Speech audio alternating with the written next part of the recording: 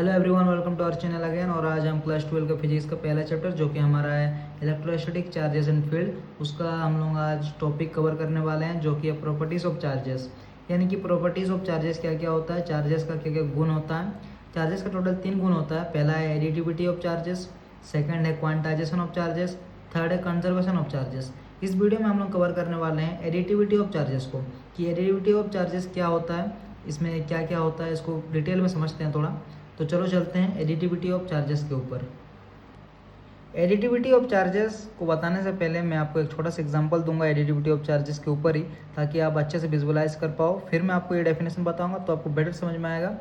जबकि मैं अगर पहले ही आपको डेफिनेशन से पढ़ा दूंगा एकदम रट्टाफिकेशन टाइप, तो आपको अच्छे से समझ में नहीं आएगा और आपको हमेशा कन्फ्यूजन रहेगा कि एडिटिविटी ऑफ चार्ज आखिर में होता क्या है। तो मैं एक छोटा सा एग्जाम्पल पहले आपको दे देता हूँ।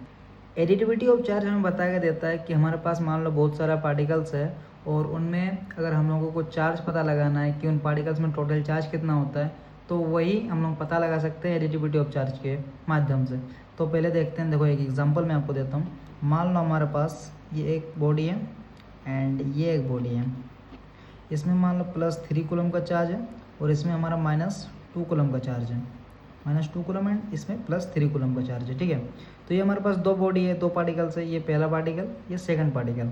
और इन पहला पार्टिकल में हमारा कितना चार्ज है, +3 कूलम का, एंड सेकंड पार्टिकल में हमारा चार्ज है -2 कूलम का। ऐसे हम लोग बहुत सारे ले सकते हैं, 1 2 3 4 करके, जितना आपका मन उतना ले सकते हो। मैं एग्जाम्पल दे रहा हूँ छोटा सा। तो इसमें +3 कूलम है, इसमें इसमें -2 कूलम है। तो अभी देखो, अगर हमको पता लगाना है कि इन दोनों बॉडी में टोटल चार्ज कितना है, ये तो हम लोगों का मतलब सेपरेट है कि इसमें इतना है इसमें इतना है, बट हमें टोटल पता लगाना है कि टोटल इन दोनों बॉडी में हमारे पास कितना चार्ज है।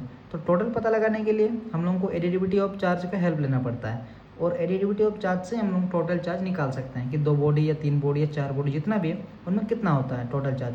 तो देखो टोटल चार्ज अब निकालते हैं हम लोग।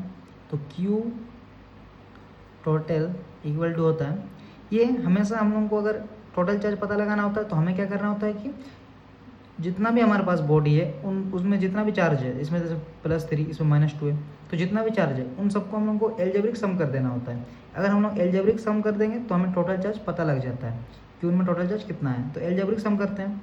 तो सबसे पहले तो पहला चार्ज हम लोग रखते हैं जो कि हमारे पास है +3 कूलम का। फिर हम लोग एल्जेब्रिक सम कर देते हैं, इसमें प्लस दे देते हैं, एंड इसमें कितना -2 कॉलम का। तो हम लोग प्लस कर देते हैं दोनों को। अगर हम लोग ऐड कर देंगे तो हमें टोटल चार्ज पता लग जाएगा।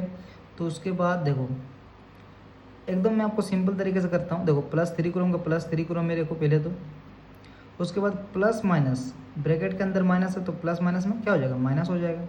एंड देन क्या है, 2 कॉलम, प्लस माइनस में माइनस आ गया एंड 2 कॉलम बच जाता तो मैंने वो लिख दिया।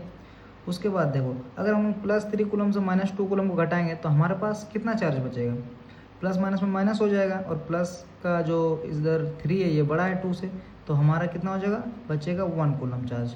तो मतलब इन दोनों में अगर टोटल चार्ज हमें पता लगाना है कि इन दोनों बॉडी में टोटल चार्ज कितना है, तो वो कितना है, 1 कूलम आया हमारा आंसर। तो ये हमारा आंसर है 1 कूलम।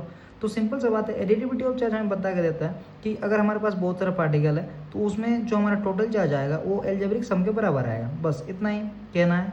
तो अब चलो डेफिनेशन की ओर चलते हैं। तो अभी डेफिनेशन को देखो।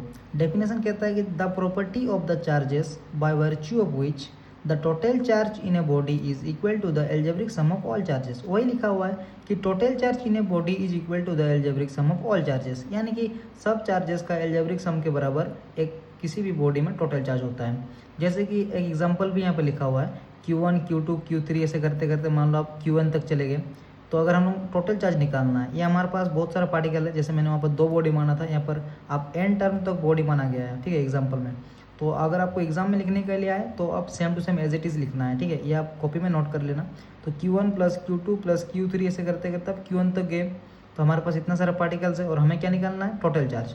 तो सिंपल टोटल चार्ज निकाल रहे हैं, तो ये सबको हम लोग को क्या करना है, एल्जेब्रिक सम करना है। तो हम एक साइन का उपयोग करते हैं जिसे समेशन कहा जाता है।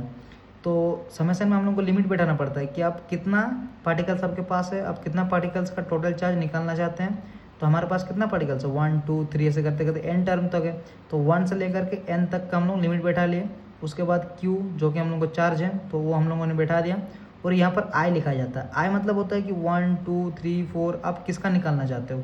तो यहाँ पर हम लोगों ने आई का उपयोग कर दिया है, क्योंकि अगर हम लोग बहुत सारा लिखेंगे तो बहुत देर हो जाएगा, तो इसीलिए यहाँ पर आई का उपयोग किया जाता है। इसमें सिंपल आप यहाँ पर बैठा सकते हैं कि आपको मान लो 2 पार्टिकल्स है, तो आप 1 से लेकर के 2 तक निकाल लीजिएगा और यहाँ पर Q1 प्लस Q2 कर दीजिएगा, सिंपल आपका टोटल चार्ज आ जाएगा, जैसे मैंने एग्जाम्पल में दिया आपको। बस यही हमारे एडिटिविटी ऑफ चार्ज है। सिंपल मतलब में अगर आप लोग समझेंगे कि एडिटिविटी ऑफ चार्ज क्या होता है, तो वो होता है कि अगर बहुत सारा आपके पास पार्टिकल्स है और आपको टोटल चार्ज निकालना है, तो आपको कुछ नहीं करना है, उन जो भी आपके पास पार्टिकल्स है उन पार्टिकल्स का आपको चार्जेस को एल्जेब्रिक सम कर देना है और हमारा टोटल चार्ज उन एल्जेब्रिक सम के बराबर आ जाएगा। बस इतना ही एडिटिविटी ऑफ चार्ज है, बहुत ही सिंपल है। और अगर आपको एग्जाम में लिखने के लिए है तो आप इस डेफिनेशन को कॉपी में लिख लीजिए, ये बहुत बार एग्जाम में आया है और इसको भी आपको लिखना है एक एग्जाम्पल के जरिए, जैसे कि Q total equal to Q1 से एन टर्म तक लिए हम लोग, तो ये आपको डेरिवेशन करके दिखाना है हमको, ठीक है। तो ये बहुत ईजी है और बहुत ही सिंपल तरीके से मैंने समझा। आई होप आप लोगों को समझ में आ गया होगा। तो मिलते हैं अगली वीडियो पर, तब तक के लिए थैंक यू।